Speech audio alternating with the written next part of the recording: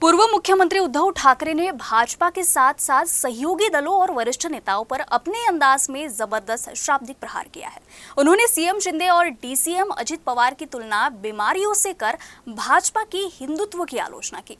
उन्होंने कहा कि आरएसएस ने जिस भाजपा की शुरुआत की थी वो आज की भाजपा नहीं है।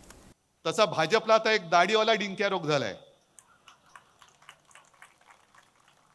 तो त्याचं खोड पोखरतोय आणि कापसावरती गुलाबी अळी पडते ना। जॅकेट असतं की नाही मला माहिती नाही, पण गुलाबी असते।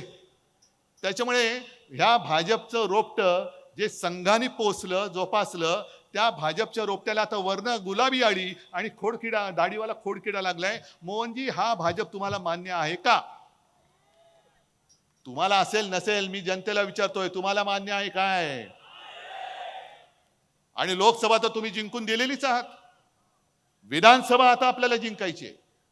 आणि का जिंकायचे की आपापसात हे जे काय लावतायत झेंगाट, मग धर्माधर्मामध्ये मारामारा लावतायत, जातीपातीमध्ये भिंती उभ्या करतायत।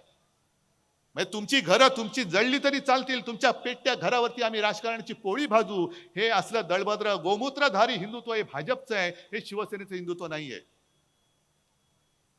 हे नाही शिवसेनेचं हिंदुत्व की लोक मेले तरी चालतील, पण आम्ही सत्तेवर बसणार।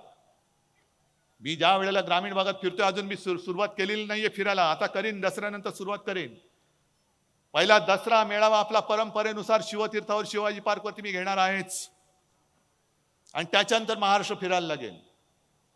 पण मी जिथे जिथे जातो, अगदी एक दोन ठिकाणी मी गेलो, शेताच्या बांधावरती, तिथे शेतमजूर महिला काम करत होत्या। मी गेलो त्यांच्यामध्ये, म्हटलं ताई काय कसं काय? हा बरं आहे। म्हटलं आता काय तुम्हाला 1500 रुपये मिळतात? बरं आहे ना तुमचं? काय म्हणे, त्या गद्दाराला 50 खोक्या आणि आम्हाला 1500 मध्ये काय घर चालतं काय म्हणे?